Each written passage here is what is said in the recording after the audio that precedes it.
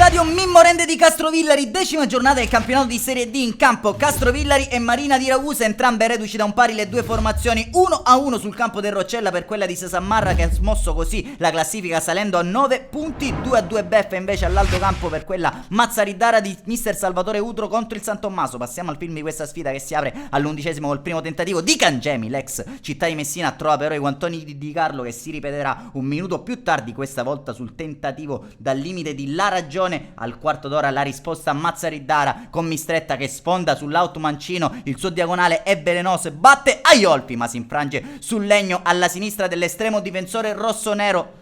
Occasionissima per la compagine di mister Salvatore Utro, sulla corta respinta poi Baldeta a pochi passi si divora il gol del vantaggio. Al minuto 20 però capitan puntoriere per il Castrovillari calibra dentro per Chironi, non trova l'impatto giusto con la sfera. Al 23° sugli sviluppi un corner, lo stesso puntoriere in volée esalta i riflessi di Totò Di Carlo, che ancora una volta ci mette i guantoni. Alla mezz'ora però ancora Marina di Ragusa, che si distende in contropiede con Baldè che innesca Mistretta, serie di finte e controfinte del numero 10, che poi si sposta il pallone sul destro, esaltando anche in questa occasione i riflessi di Aiolfi. Si spegne la prima frazione di gioco sulla rasoiata di Rizzo da distanza proibitiva, che finisce di poco a lato.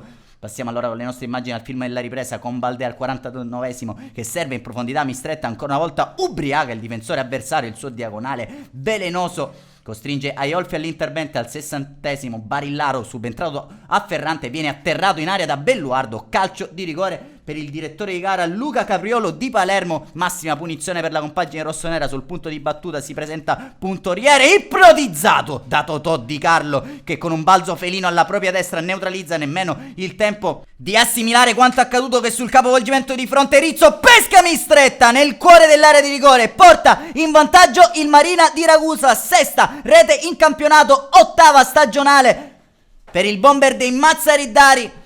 Al 72° però la compagine mister Sasammarra troverà il pari con il proprio capitano, il numero 9 puntoriere, che si fa perdonare l'errore commesso in precedenza dal dischetto e spinge alle spalle di Di Carlo l'assist dalla destra di Chironi. Al 74° resterà anche in 10 uomini la compagine Mazzaridara, espulso Vindigni per intervento da Tergo ai danni di Gagliardo sul calcio di punizione, che ne consegue palla scodellata dentro da Barillaro, la testa di puntoriere che va vicina al gol che poteva valere i 3 punti per i rossoneri. Al minuto 84 ristabilita la parità numerica per questo intervento sconsiderato di Cangemi ai danni di Iannizzotto. Gli sventola il cantellino rosso in faccia il direttore di gara Luca Capriolo. Si chiude la contesa con l'ultimo tentativo di marca locale da parte. Termina così al Mimmorende. Castrovillari e Marina di Ragusa si dividono un punto per parte. Nella prossima sfida a far visita all'Aldo Campo il fanalino di coda Palmese. Un saluto amici appassionati, appuntamento come al solito alla prossima.